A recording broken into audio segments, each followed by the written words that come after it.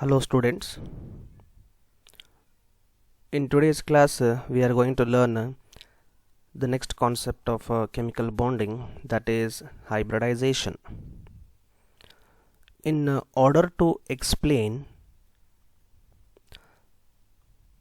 the characteristics, geometrical shapes of polyatomic molecules like CH4 methane, NH3 ammonia and H2O, which is nothing but called as water, right? Pauling has introduced the concept of hybridization, right? We already know the definition of hybridization, that is mixing up of two or more atomic orbitals of slightly different energy to give new orbitals of equivalent energy. The phenomena is called as hybridization, and the new orbitals obtained are called hybrid orbitals.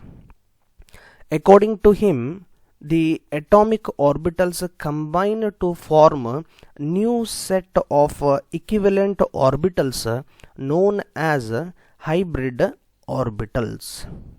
Unlike pure orbitals, the hybrid orbitals are used in a bond formation. So whenever bond formation are happening, there is availability of hybrid orbitals. The phenomena which is called as hybridization, which can be defined as the process of intermixing of two or more atomic orbitals of slightly different energies to give new orbitals of equivalent energies. For example, when one 2s and three 2p orbitals of carbon hybridize, right? So I have said here 1, so 1 and 3 together is nothing but 4, right? So there is a formation of 4 new sp3 hybrid orbitals. Concept is clear, students? Which type of 2s it is here? I'm sorry, how many 2s are there? One 2s orbital is there, and how many 3 orbitals are there? 3 2p orbitals are there. Whenever they are mixing, there results a formation of 4 new sp3 hybrid orbitals. So the next part is silent features of hybridization. Totally there are 4 points. We'll learn one by one. The number of hybrid orbitals is equal to the number of atomic orbitals that are getting hybridized. For example, if there is one 2s orbital and there are 3 2p orbitals, right? So 3 plus 1 totally will be what of 4. So we are getting 4 new hybrid orbitals, right? So therefore we say that the number of hybrid orbitals is equal to the number of atomic orbitals that get hybridized. The hybridized orbitals are always equivalent in energy and in water shape. For example, I said earlier here there is a mixing up of what, one 2s orbital and 3 2p orbital, right? So we know that s orbital is a spherical, but whereas a p orbital is a dumbbell in shape. Okay, that dumbbell in the shape I will be writing here. You can see that this is called as what, a dumbbell, but whereas s orbital is what, a spherical. Whenever s orbital and p orbitals are combining, so this is 2s orbital and this is a 2p orbital, right? So if one 2s orbital and if 3 2p orbitals are mixing, we are getting 4, but these 4 orbitals are having of which type? sp3. Totally we are getting 4 sp3, right? So therefore the hybridized orbitals are equivalent in energy. It means that of these 4 sp3, all are having what, the same energy, and their shape will also be what, same. Third point, the hybrid orbitals are more effective in bond forming, that is what, stable bond formation, than that of pure atomic orbitals, right? And the fourth point is these hybrid orbitals are directed in space in some preferred direction to have minimum repulsion between their electron pairs, and thus a stable arrangement is formed. Therefore, the type of hybridization indicates the geometry of the molecule. Right. In fact, this fourth point you will be able to understand with the concept of what hybridization with a typical example which we are going to learn in a couple of minutes. Now we have to understand the important conditions for water hybridization. 4 points are there here. The first point is the orbitals present in the valence shell, that is what the outermost shell of an atom, are hybridized. For example, if I take a carbon whose atomic number is 6 and if I write the electronic configuration 1s2 then followed by 2s2 then followed by 2px1 then followed by 2py1 and 2pz0, right? And we know that the valence shell is water, the 2s and that of water 2p orbital. This is water, the valence shell.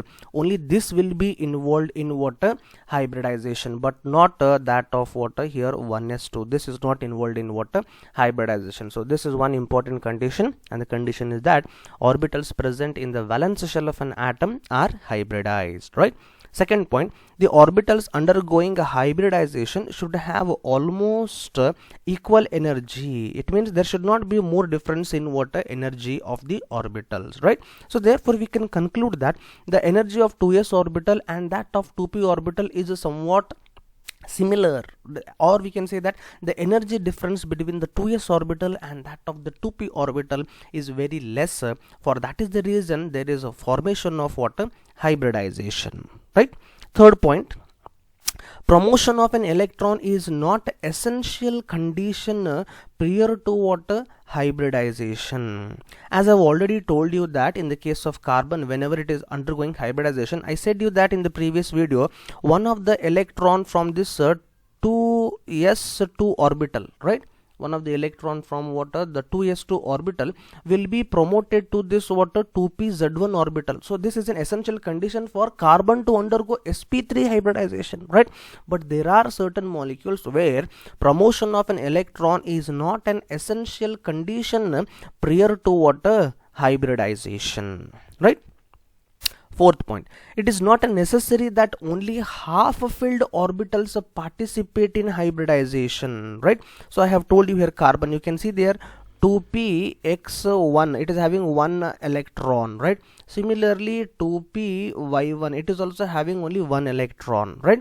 So we can say that these are what a half filled, but in some cases even completely filled orbitals of valence shell take part in hybridization. And the best example I can give you, that is with respect to water BeCl2, which we are going to learn in the next slide. Concepts are clear, students.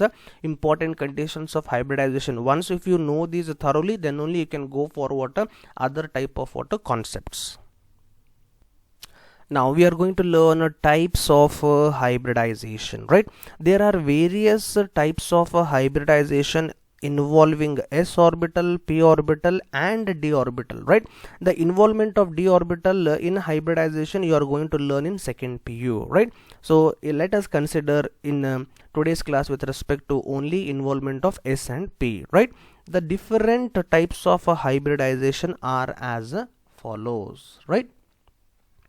Now sp hybridization. Now see that sp, it means there is involvement of s orbital and there is involvement of p orbital, right? It means that there is only one s and one p, that we have to understand. This type of hybridization involves a mixing of one s orbital and one p orbital, resulting in the formation of two, right? So 1 plus 1 is nothing but what, 2. Which type of 2? That becomes very important. Equivalent sp hybrid orbitals, right?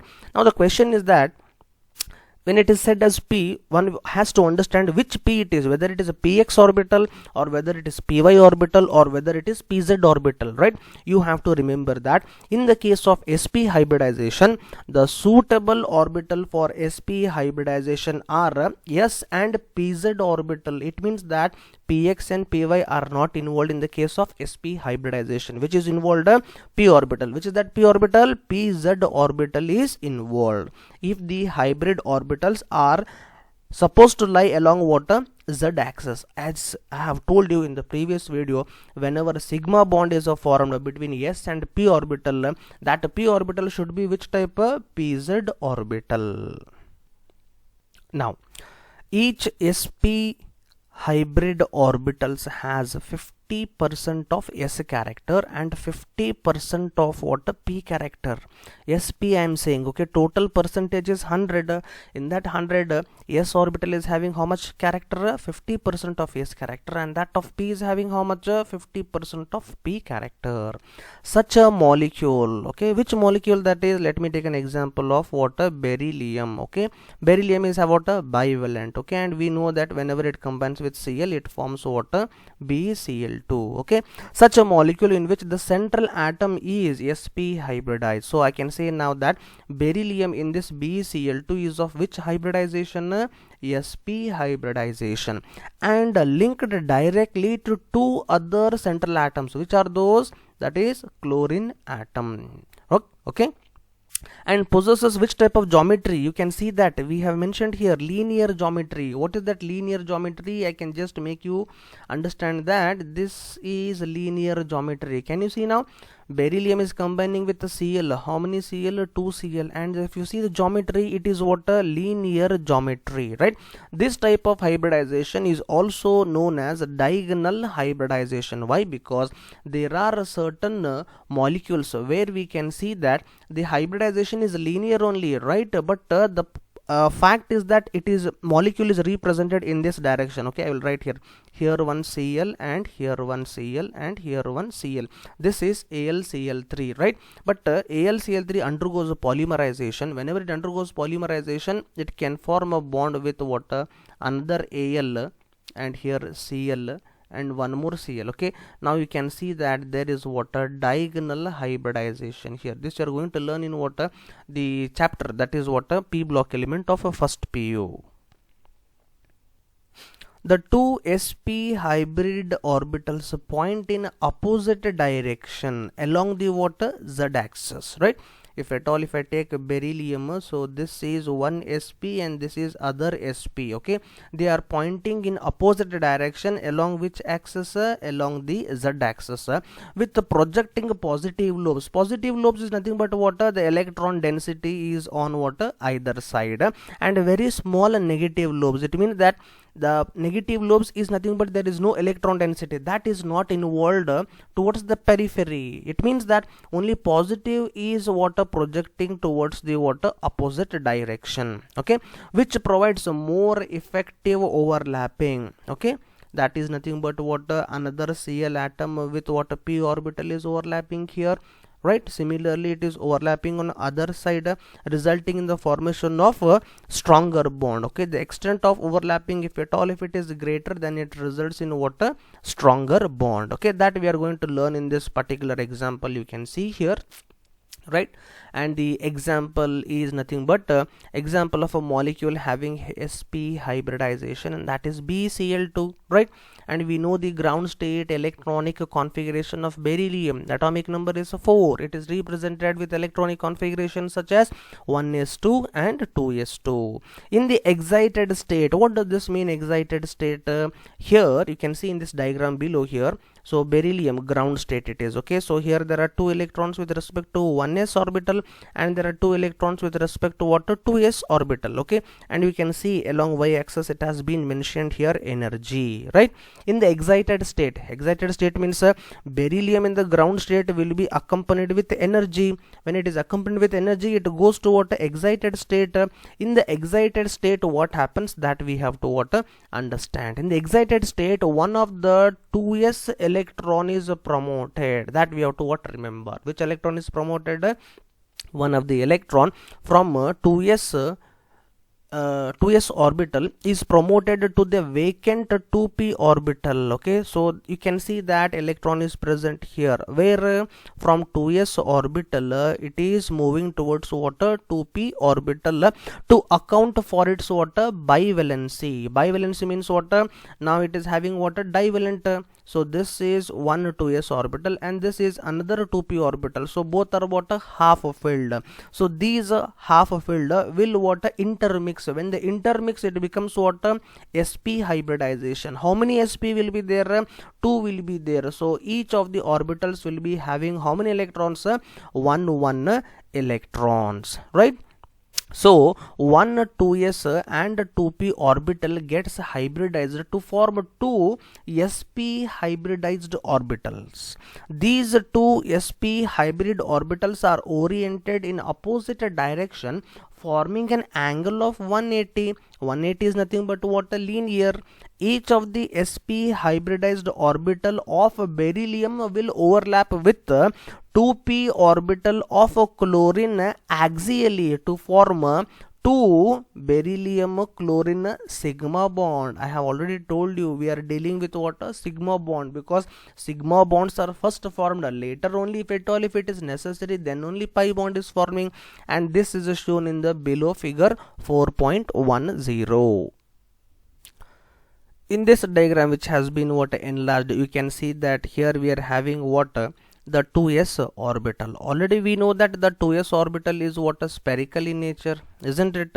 So therefore even if you write what x, y, z, it is the same in all the direction. And when I say 2p orbital is involved in hybridization, I have already told you which is that orbital. This z orbital, because z orbital is taken as what? A internuclear axis, right? So here one s orbital and one p orbital are involved in hybridization with respect to beryllium. So 1 plus 1 is what? 2. So you can see that there are 2 lobes here. This is one lobe and this is what? Another lobe. So altogether 2 sp hybrid orbitals are obtained, which are also present in what? Internuclear axis, that is a z axis, you can see here. And what is the bond angle? The bond angle is 180 between 2 sp hybrid orbital. You can also see that there is a positive symbol has been mentioned, which indicates that the electron density is present in what? Both the lobes, but whereas the negative charge, or simply called as what? Less electron density is present towards the inner side of the water orbital. Presence of positive symbol, which means electron density is more towards the water approaching lobes of other molecule, will indicate the formation of stronger bond, right? So in the next step, that is what here B, if you see, I am going to write the orbital, that is what? sp orbital of Be, and here sp orbital of what? Be. This is having electron density here and this is having electron density here. Now what does this do? It will be overlapped by another molecule, another atom, which is that atom? Chlorine atom, which is that orbital?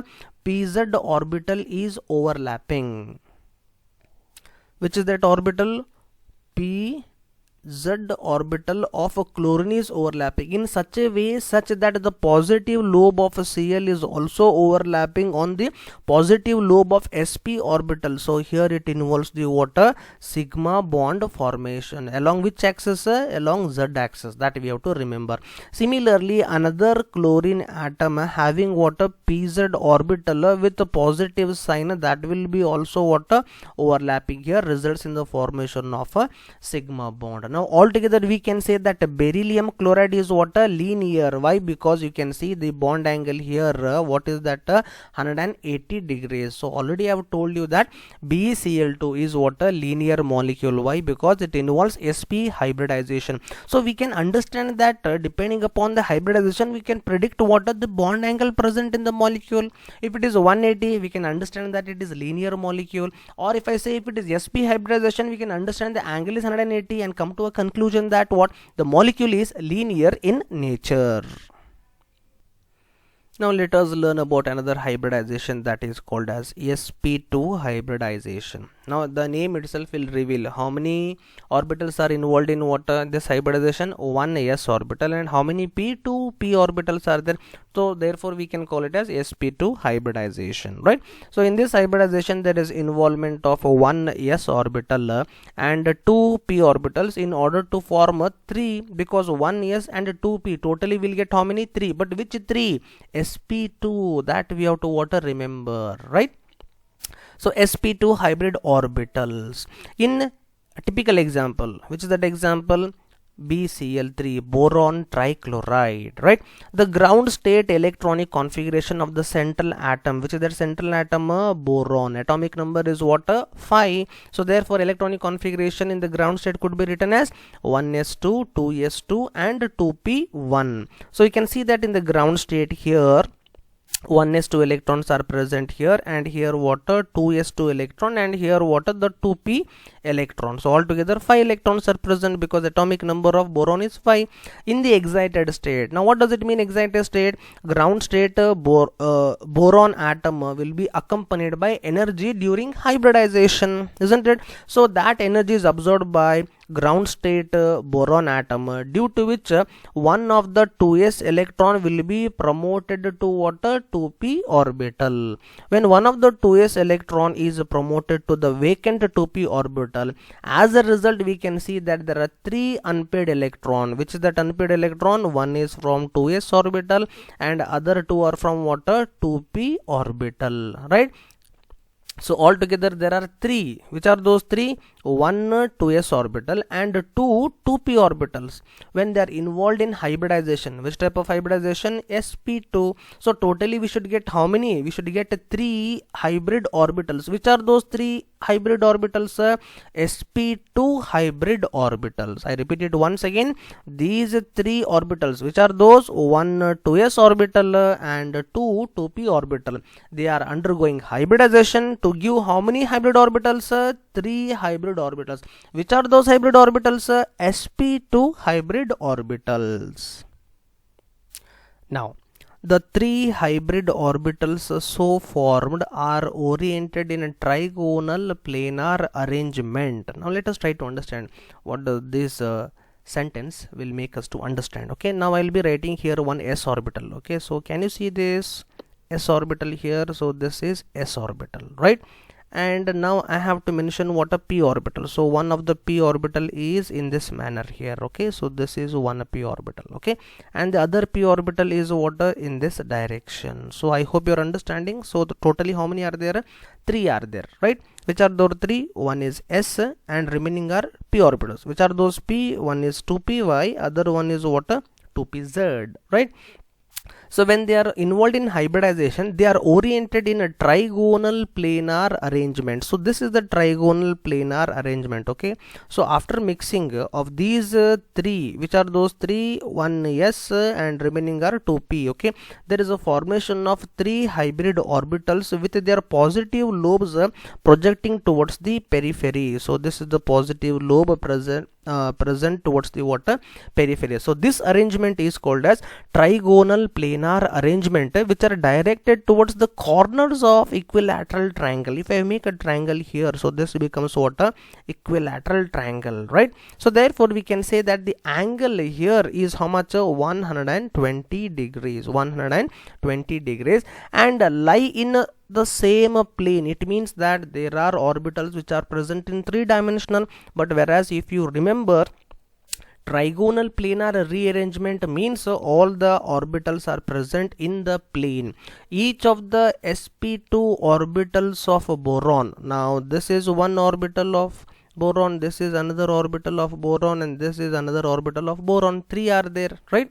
Each of the sp2 orbitals of boron overlaps axially. Axially means head-on overlap with half filled 2p orbital of chlorine to form 3 BCl bonds. Now when I say that what chlorine molecule, sorry, not molecule, chlorine atom, which is that orbital 2p orbital of chlorine is there. Now let us try to understand that chlorine, okay, whose atomic number is what, 17, and if you see the electronic configuration, it is 1s2, 2s2 and 2p6, then followed by 3s2, then followed by 3p5, right? So this 3p5 I have to understand. So if I make one box diagram here, and if I write here, this is px orbital, this is py orbital, and this is pz orbital. P orbital capacity is 6 electrons, but here they have mentioned how many are there? 5 are there. Let us write one by one. 1 electron, 2 electron, 3 electron, 4 electron and 5 electron. Now what is the next one? You can see that here 2pz is what, half filled. This 2pz orbital is going to overlap with boron atom, and that orbital is present here. Okay, can you see now here? This is the 2pz orbital of chlorine, and this is the another 2pz orbital of chlorine. Similarly, this is the another 2pz orbital of water chlorine, and you can see that their lobes are water having positive sign, that of boron as well as water chlorine. Orbital of water chlorine, which is that orbital 2pz orbital. It means that is having effective overlap. So this is sigma bond formed here. Similarly, sigma bond formed is here, and similarly sigma bond formed is here. And this is the molecule of water BCl3, which is having a bond angle. Now here the bond angle between here, how much it is? 120 degrees. Is it clear, students? I have told you that the percentage of S and that of P in the case of sp hybridization, that will be what, 50% of S and 50% of P. But now we have learned with respect to what, sp2 hybridization. It means that the percentage of S will be how much? 33.3% of S character and 66.6% of what, P character. This we have to what, understand. Now let us try to understand the one more example, that is sp3 hybridization. The name itself will reveal that this type of hybridization can be explained by taking an example of what, a methane molecule, because methane molecule is having sp3 hybridization, right, in which there is a mixing up of one s orbital, because here you can see that there is only one s, so therefore it is one s orbital and 3 p orbital. So you can see that here it has been mentioned already. How many orbitals are there? 3 are there. Which are those p orbitals, right? So therefore the valence shell to form 4 sp3 hybrid orbitals of equivalent energies and shape, right?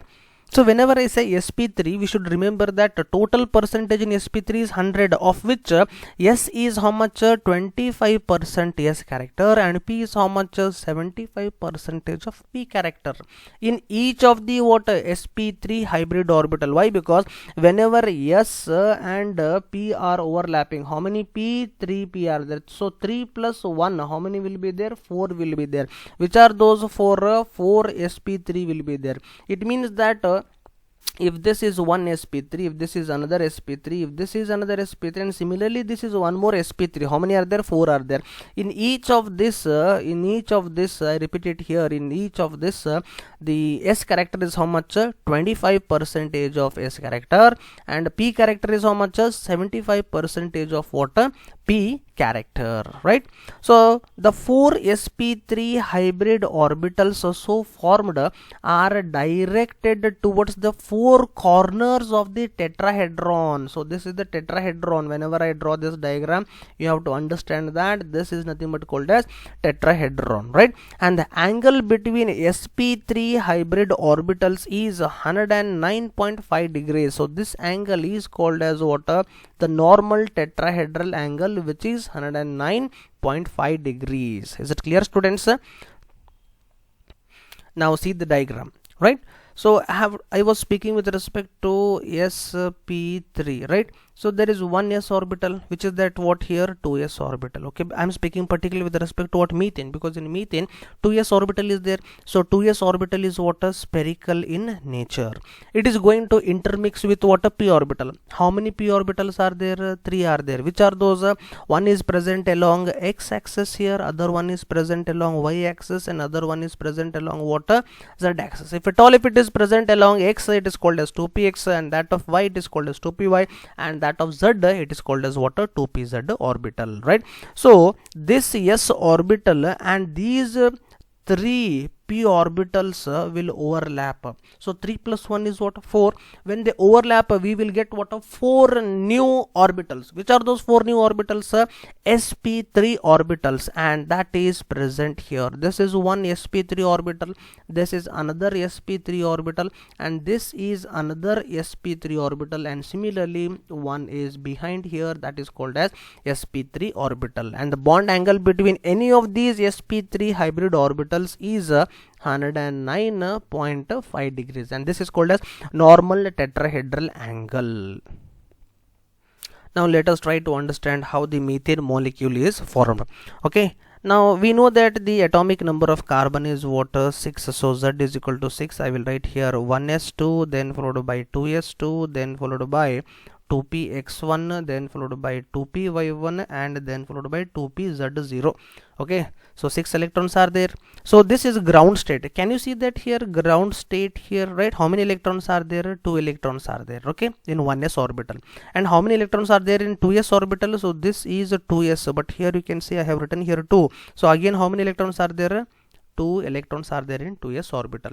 What about p orbital? Actually there are what, 2 electrons in the case of what, p orbital. So those 2 electrons you can see here, one is in x orbital, other one is in what, y orbital. This is ground state. But during hybridization, the carbon which is present in the ground state is being accompanied with what, energy, and that energy makes one of the electron from 2s orbital to get promoted in what, 2p orbital. It means that I want to write here I want to write it as 1, and 1 electron will be present in what, 2pz orbital, right? So altogether, if I say sp3 hybridization, then this whole, which is that whole, this s and all these what, p orbitals which are having what, single occupied electron are undergoing hybridization. 1s, which is that s 2s orbital, and 3p, which are those p 2p orbitals, are undergoing hybridization to give 4 sp3 hybrid orbitals. All are having what, 1 electron. I repeat it once again, this is 1 2s orbital, and these are what, 3 2p orbital. 3 plus 1 is what, 4. So we are getting a 4 sp3 hybrid orbitals. Each of them are having what, 1 electron, right? So the same diagram if I have mentioned here, okay, this is the tetrahedron formed. What we can see here, these are the 4 sp3 hybrid orbitals, and these sp3 hybrid orbitals, each of which will overlap with 1s orbital of hydrogen to form what, a methane molecule. So therefore when I add here 4 hydrogen atoms, that will be overlapped here, it results in the formation of sigma bond between the sp3 hybrid orbital of carbon and that of the s orbital of what, hydrogen. So totally in this diagram, if you see below here, orbital structure of methane, so this is one sp3 hybrid orbital, so this is the second one here, and this is the third one here, and this will be the fourth one. Each of the sp3 hybrid orbital will be overlapping with the 1s orbital of hydrogen to form a 4 carbon bond hydrogen. But which is that bond? Sigma bond. That we have to remember, because it is head-on overlap along the axis it is. So therefore you have to remember that the normal tetrahedral angle will be what, 109 degree 28 minutes or 109.5 degree. This both are what, one and same. Either you can represent in 109.5 degrees, or you can mention it as what, 109 degrees 28 minutes. Concept is clear, students? So this is all about what, the formation of methane molecule, which is a tetrahedral in nature, and the bond angle is what, 109.5 degrees. And the remaining part of this class will be continued in the what, next video.